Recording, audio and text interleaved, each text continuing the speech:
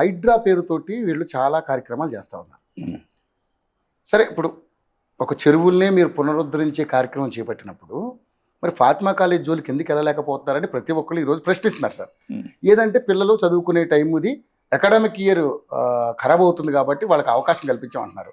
అంటే వీళ్ళకి వెళ్ళే ధైర్యం లేక, కూల్చే ధైర్యం లేక ఇలాంటి మాట మాట్లాడుతున్నారు. సోషల్ మీడియాలో ఒక్కొక్కరు ఏకిపారేస్తూ ఉన్నారు. సో మనం మాత్రం నిమ్మకి నీరెత్తినట్టు కూర్చున్నాం. ఎందుకంటే ముస్లిం అంటే కాంగ్రెస్, కాంగ్రెస్ అంటే ముస్లిం, నన్ను రేవంత్ ఉద్దీన్ అని పిలవండి అని చెప్పి మాట్లాడుతూ ఉన్నాడు ఈరోజు. సో మరి అటువంటి వ్యక్తి ఇటువంటి నిర్ణయాలు తీసుకుంటాడని ఎలా అనుకుంటాం సార్? అది హిందువులు ఆలోచించుకోవాలా, హైడ్రా బాధితులు ఆలోచించుకోవాలా. ఇప్పుడు మేమేమి ఇవ్వగలుగుతాం? ప్రజాస్వామ్యంలో మా సందేశం ఇవ్వగలుగుతాం, మా మెసేజ్ ఇవ్వగలుగుతాం. ఇప్పుడు దిగజారిపోయిన ఎటువంటి నైతిక విలువలు లేని వ్యక్తి ముఖ్యమంత్రి ఉన్నాడు. మతమే మార్చుకున్నాడు, మతం మార్చుకున్నాడు. నేను నిన్న కూడా అడిగాను, నిన్న కూడా ఇంటర్వ్యూలో అడిగాను, నేను మతం నువ్వు ఒక్కడే మార్చుకున్నావా, ఇంట్లో మార్చినావా లేదా? మతం మారితే అందరు మారాలా. అదిన పేరు ఏం పెట్టినావు? ఫాతిమా పెట్టినావా, సైరాబాను పెట్టినావా? అల్లుడి పేరు అబ్దుల్లా పెట్టినావా? ఏం పెట్టినావు? ఈ తెలంగాణ ప్రజలకు చెప్పాలా రేవంత్ ఉద్దీన్ నువ్వు? అంతేనా కాదా? నువ్వు రేవంత్ ఉద్దీన్ అయితే వదినేం కావాలా? అల్లుడు అబ్దుల్లా పేరు పెట్టినావా లేవా? లేకపోతే తెలంగాణ ప్రజలు ఇట్లే మోసం చేస్తావా? ఎన్నికల ముందు చేసినట్టు 424 420 వాగ్దానాలు ఇచ్చి 420 ఎట్లయినవో, అమలు కానీ 6 వాగ్దానాలు ఇచ్చి ఏదో తూతూ మంత్రంగా చూపించి మంత్రాలు చేస్తున్నావో. కాబట్టి ఇవన్నీ అద్దు, దిగజారిపోయిన రాజకీయాలు వద్దు. నీకన్నా ముందు చాలా మంది మంచి నాయకులు ఉన్నారు. అనవసరంగా ఉన్నది పరువు కాపాడుకో, చిన్న వయసులో ముఖ్యమంత్రి అయినావు. మొత్తం హిందువులు అసహించుకొని దిగజారిపోతున్నావు.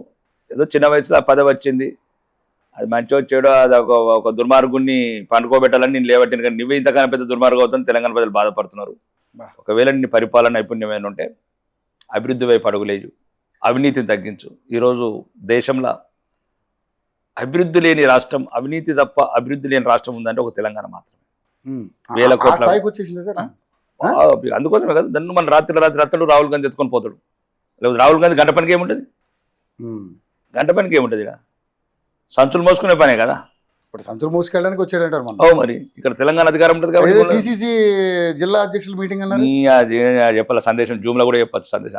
ఆయనకే మాట్లాడరాదంటే ఆయన ఏం చెప్తాడు సందేశం? బలేవు నువ్వు పనికిరానివాడు. పార్లమెంట్ లో ఆయన ఒక ప్రతిపక్ష నాయకుడు పాత్ర పొందుతున్నాడు.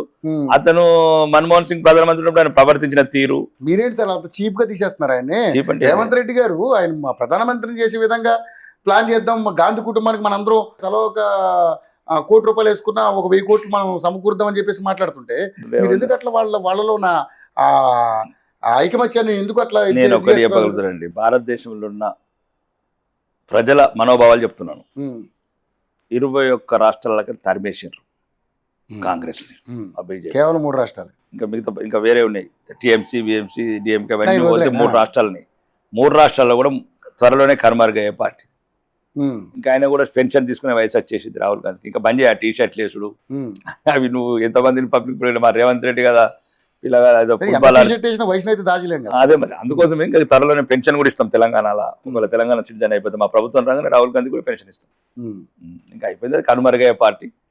అది మహాత్మా గాంధీ కోరికను మేము సంపూర్ణంగా నెరవేరుస్తాం 2029లో.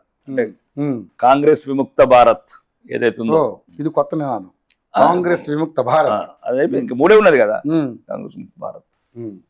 ఇంకా పోతే వీళ్ళైతే ఇటలీ పోతారు. ఇంకా వాళ్ళకి ఎందుకంటే ఇటలీ పిజ్జాలు అంటే ఇష్టం వీళ్ళకి, ఎందుకంటే అదే జీన్స్ కాబట్టి. ప్రియాంక వాద్రా గారు అండ్ రాహుల్ ఖాన్ గారు ఈ దేశంలో ఉండరు. గాంధీ బై ఖాన్ వచ్చిందా? గాంధీ అలా అయితే కదా.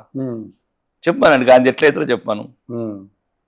ఎవరు అలా కుటుంబంలో గాంధీ ఎవరు? ఇంక ఇప్పటికైనా చెప్పండి, ఒకసారి బయట చెప్పేసుకోండి అన్ని.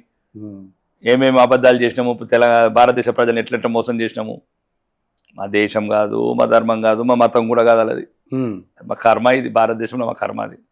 కాబట్టి కర్మ అనే చేతులు కట్టి కూర్చుంటున్నాం. కానీ ఏంటి మార్పు? ఇప్పుడు మార్పు వచ్చింది. మార్పు రాకపోతే 12 సంవత్సరాల నుంచి భారతదేశంలో భారతీయ జనతా పార్టీ ఎట్లుంటుందండి?